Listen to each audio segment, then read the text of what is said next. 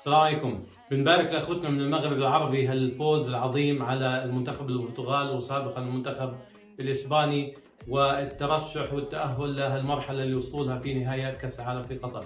انجاز يمكن غير مسبوق في تاريخ العالم العربي كله.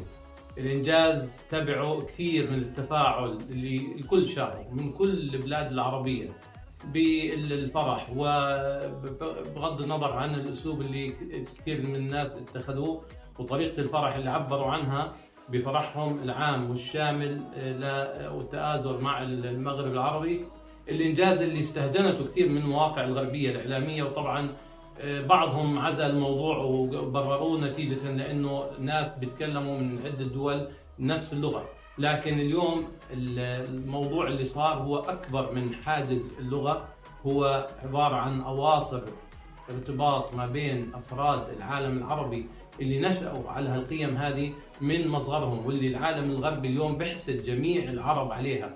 كثير من البلاد الغربية اليوم بيحكوا نفس اللغة حتى في قارات مختلفة. إذا بتطلعوا في أمريكا الجنوبية بيحكوا اللغات الإسبانية والبرتغالية بعضهم، لكن مع هيك ما في بينهم أي نوع من الانتماء ولا حتى بيفرحوا لبعض. إحنا الحمد لله العرب بنفرح لبعض وفي عنا انتماء تأصلنا عليه في تربيتنا. اليوم إن شاء الله المغرب العربي في الفترة القادمة بيعمل إنجاز تاريخي كمان أكثر من اللي وصل له.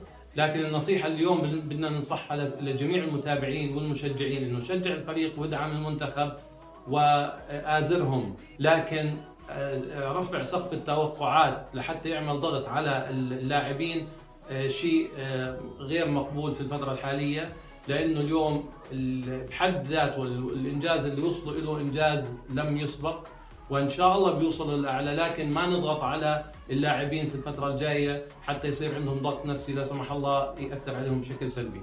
نتمنى لهم التوفيق، وإن شاء الله تكون هاي الخطوة الأولى لإعادة الصف العربي والوحدة ما بين أفراد العرب في كل البلاد العربية وإلى الأمام إن شاء الله. وكل التوفيق للمنتخب المغربي ولجميع المنتخبات العربية مستقبلا. يعطيكم العافية.